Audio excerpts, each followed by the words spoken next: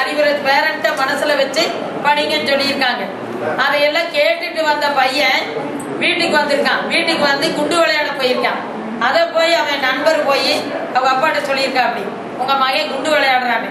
உடனே அவங்க பேரண்ட் வந்து 2 பேருமே காய்ச்சலா மூளையில படுத்து கிடக்குறாங்க. அப்பாவும் அம்மாவும் தங்கச்சி 3 பேருமே படுத்திருக்காங்க. ஏம்மா அடியே ஒரு 100 ரூபா கொடுத்து விடுறி, உன் மகனுக்கு குண்டு விளையாடட்டும், பரீட்சைக்கு படிக்க வேணாம், பையன் நல்லா படிக்கிறான், குண்டு விளையாடட்டும், அப்படி கொடுத்து விடுறி ஒரு 100 ரூபாயன்னு தூங்கிட்டே சொல்லியிருக்காரு. இவ்வளவுதான் அவரு சொன்னது. அடிக்கவும் இல்லை, மிரட்டவும் இல்லை. போய் என்ன பண்ணிட்டான், எலி மருந்தை வாங்கிட்டான், குடிச்சிட்டான். 6 மணிக்கு குடிச்சவன் 8:30 மணி வரைக்கும் வெளியே சொல்லல. அவன் வாமிட் பண்ணி அவனால முடியாத பட்சத்துக்கு ஏன் தங்கச்சிட்டு கேட்டிருக்கான், எலி மருந்து இதுன்னா வாந்தி வருமா அப்படின்னு கேட்டதுக்கு அப்புறம் தங்கச்சிக்காரி, என்னம்மா அம்மா அண்ணன் இப்படி கேட்கறான் அப்படின்னு, என்னடா பண்ணேன்னு என்னமோ ஒரு பொட்டல வாயில போட்டமா, அதனால வாந்தி ஆகுதுமா, என்னென்னமோ பண்ணுதுமா. அப்புறம் தூக்கிட்டு 2 பேருமே சோத்துக்கு வழி இல்லாதவங்க தூக்கிட்டு அவங்க பெரிய ஆஸ்பத்திரிக்கு ஓடி அதை யாருக்கிட்டையோ கேட்டு வண்டியை கேட்டு பைக்கில் உட்கார வச்சு கொண்டுட்டு ஓடி போய் அட்மிட் பண்ணி 1 வாரம் பெட்டில் அட்மிட் பண்ணி இருந்தா அப்புறம் கூட்டிட்டு வந்திருக்காங்க. அவன் ஏதோ பொழைச்சிட்டான். அந்த இனிமாவெல்லாம் கொடுத்து சோப்பு இதெல்லாம் கொடுத்து அவனை காப்பாற்றி 15-20 பாட்டில் குளுக்கோஸ் இறக்கி கூட்டிட்டு வந்திருக்காங்க. ஆனா இதே பள்ளிக்கூடத்துல ஒரு டீச்சரோ ஒரு யாராவது மிரட்டி இருந்தா அந்த பையன் இதை செஞ்சிருந்தான்னா என்ன ஆயிருக்குன்னு நினைச்சு பாருங்க. அவங்க அப்பா குண்டு விளையாண்டதுன்னு சொன்னதுக்கே ரோசம் வந்து குடிச்சான். இதே டீச்சர்களோ ஹெட் மாஸ்டரோ இதை மிரட்டவே வேணாம். இதை என்ன சொல்ற வந்தேன்னா, அன்பு அரவணைப்பு, அன்பால சொல்லுங்க. அவன் கேட்கலைன்னா பரவாயில்ல, அவன் 0 வாங்கட்டும் ஹீரோ வாங்கட்டும், நமக்கு வேண்டியது என்ன, சோறு வந்துருச்சா அதை வந்து பாயில் பண்ணணும், அதோட சரி. ரொம்ப ஓவரா போய் ஆர்வ கோளாறுல போய் சிக்கிக்க கூடாது.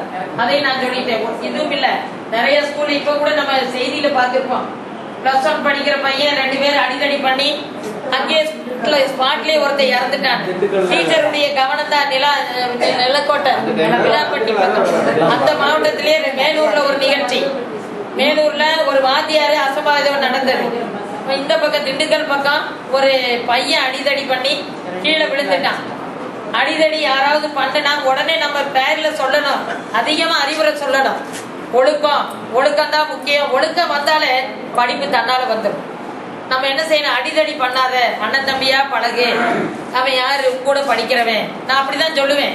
2 பேர் சண்டை போட்டு வந்தாலே சாரி கேட்டுக்க, கைய கொடு, 2 பேர் ஃப்ரெண்ட் ஆயிக்க, அப்படியே சேர்த்து 2 பேர் சிரிச்சுட்டு போக வைப்பேன். அப்பவே சட்டை போட்டு நீயே அடிச்சு நான் அடிக்கவே மாட்டேன். நீ என்ன பண்ண, சரி 2 பேரும் தப்பு பண்ணீங்க, இந்த கை கொடுத்துக்கங்க, இனிமேல் ஒன்னா உட்காருங்க, சிரிங்க, விளையாடுங்க, இப்படிதான் சொல்லுவேன். ஜோக்கா தான் பேசி அனுப்பணும், வேற வழியே இல்லை. அதை போய் மிரட்டி நீ ஏண்டா நான் 2 அடிக்க, அவர் 2 அடிக்க, அப்புறம் அவன் வீங்க, அப்புறம் அவங்க அப்பனை கூட்டி வர, இந்த பஞ்சாயத்தே நமக்கு சரியா இருக்கும். குழந்தைங்க அல்லங்க, 10 குழந்தையும் 10, ஒருத்தன் சேட்டை பண்ணுவான், ஒருத்தன் அமைதியா இருப்பேன். நம்ம வீட்டுல நம்ம 2 குழந்தையும் எவ்வளவு டிஃபரெண்ட். எல்லா கல்ச்சரும் மாறுது. அப்ப அவங்க எல்லா சூழ்நிலையில இருந்து வர்ற குழந்தைங்க, கிராம சூழ்நிலை, டவுன் சூழ்நிலை, எல்லா எங்க ஊர்ல எல்லாம் டவுன் பிரச்சனையே இல்லை, எல்லாமே கிராம சூழ்நிலை. டியூஷன் எந்த வசதியுமே கிடையாது.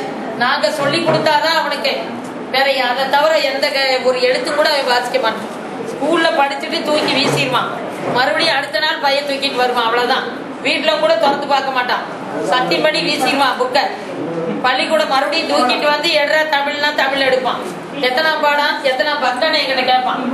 நானே போய் பாடம் நடத்துவேன், என்கிட்ட கேட்கிறான் எத்தனாவது பக்கம் இந்த பாடம் அப்படிங்கிறான். புறப்பொருள் எடுப்பான் அப்படின்னா அது எத்தனாம் பக்கம் டீச்சர் அப்படின்னா வீட்டுல போய் படிச்சிருக்கானான்னு பாத்துக்கங்க.